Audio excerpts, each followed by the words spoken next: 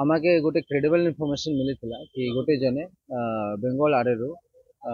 गोटे बाइक धरी करे किसी contraband article NDPS article narcotics article धरी करे आसुचे आमार सर्च बेले अग्रवाल छक पाखरे पाखापाखि 2:30 बजे दोपहर बेला गोटे जन को ठारू ताकर एक्सक्लूसिव पोइजन रु 260 ग्राम ब्राउन सुगर जब्त कराई ताकर इटा प्रथम केस नुहे से 2021 रे भी केतिकी एनडीपीएस केस रे फॉरवर्ड हेतिला गत 2 वर्ष धरी से जेल रु बाहर आसी करे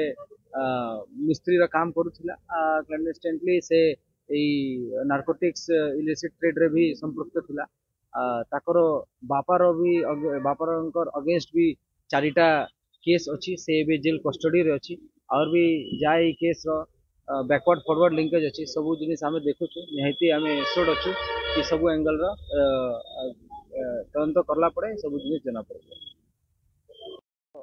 कमर्शियल क्वांटिटी केस धरा जेठरे बहुत ही हेवी पनिशमेंट भी है गोटे थर भी आमर 343 ग्राम गोटे कमर्शियल क्वांटिटी धरा आम एश्योर्ड अच्छु कि आमर स्पेशल टीम निहाती आगामी दिन रे भी यही कमर्शियल क्वांटिटी केस बड़ बड़ केस रिजल्ट दिए।